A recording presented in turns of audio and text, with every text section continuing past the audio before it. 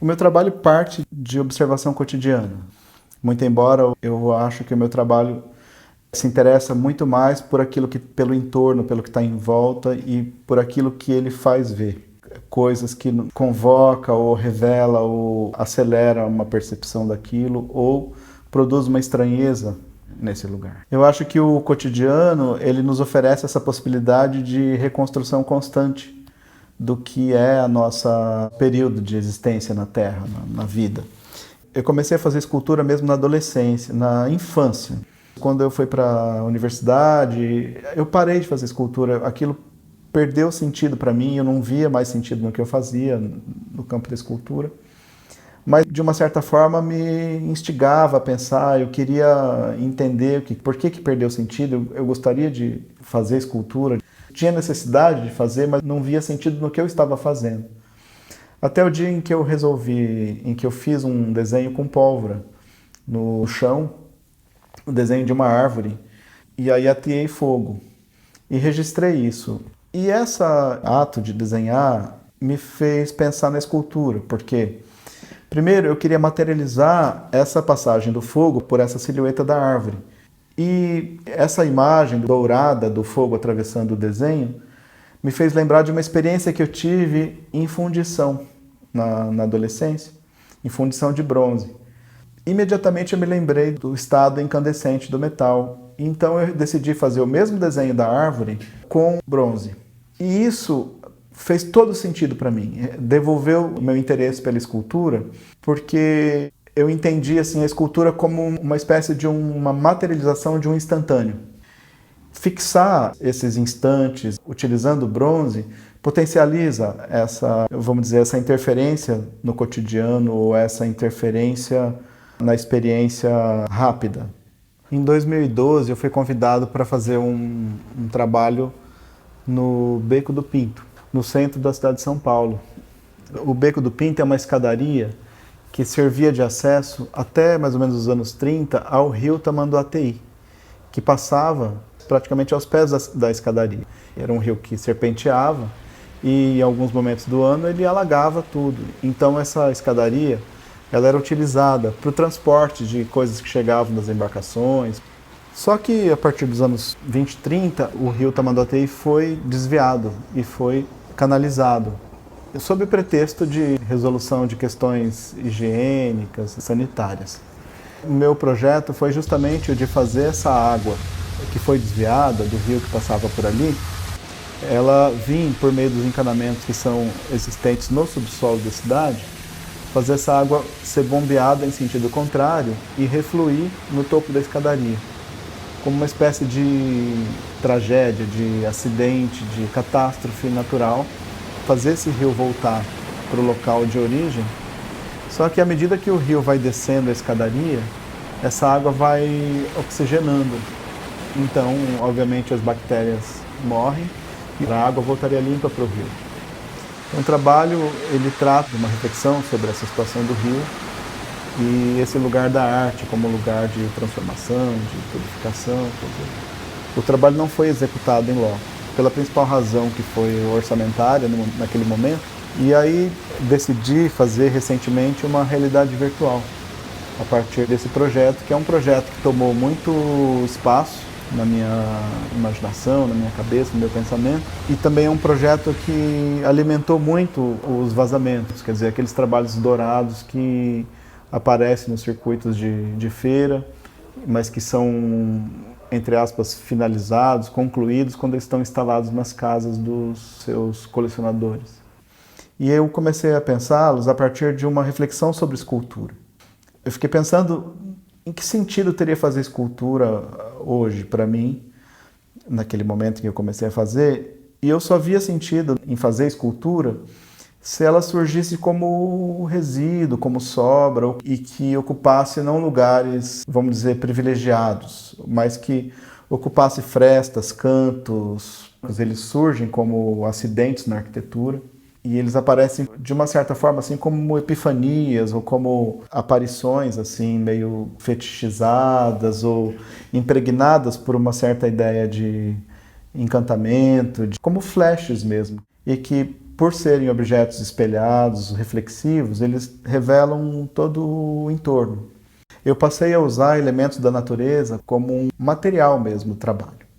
Na catedral, eu usei água do mar porque eu queria trazer uma ideia de algo que é indomável. No cavalo, eu usei a terra, também associada ao bronze. Embora seja um trabalho que tenha sido feito a partir de um bicho, que foi todo armado para a construção dessa narrativa, a terra, ela trazia de volta a própria ideia de escultura, quer dizer, a escultura como escavação, a ideia da terra ali como se a escultura se escavasse a si própria.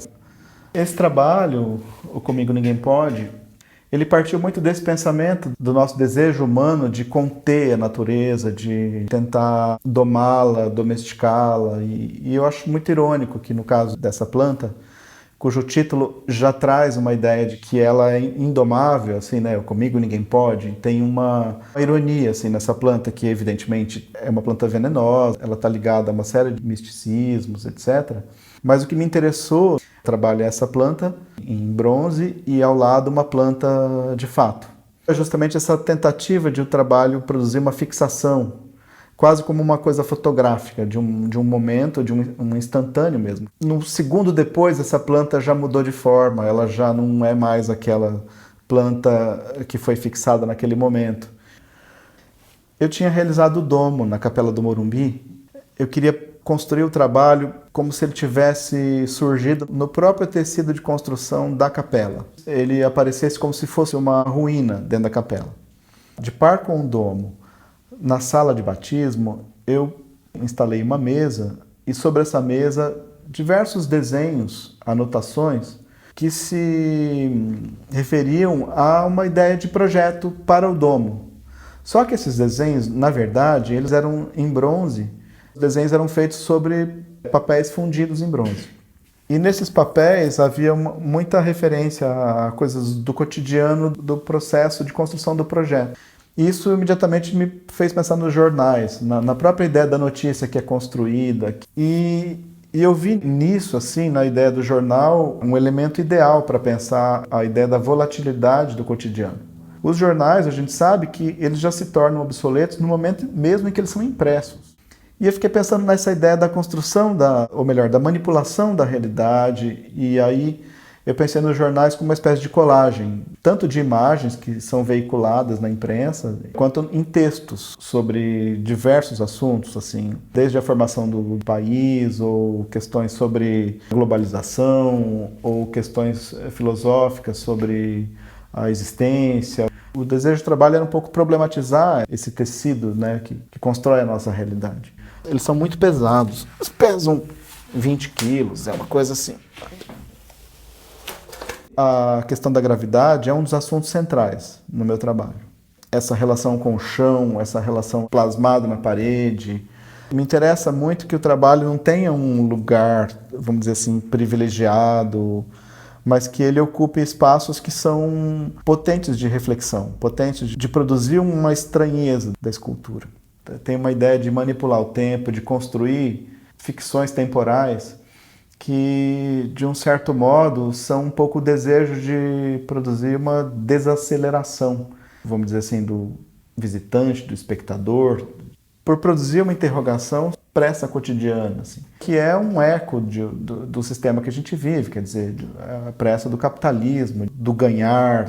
Eu acho que esse trabalho, esse mapa, ele surge bastante de uma reflexão sobre o que é o sistema, o capitalismo, né, de fato, assim, essa ideia de uma exploração que é inversamente proporcional à presença humana na Terra, quer dizer, do jeito que ele tem sido, o que nos resta é uma destruição. Tenho trabalhos que são silenciosos. A iluminura, por exemplo, que é um trabalho constituído por 4 fitinhas, como fitinhas crepe que você dispõe na parede para fixar uma folha. Só que essas 4 fitinhas elas são fundidas em ouro e pintadas com guache. Esse ato de silenciar, ele produz o máximo de potência como reflexão.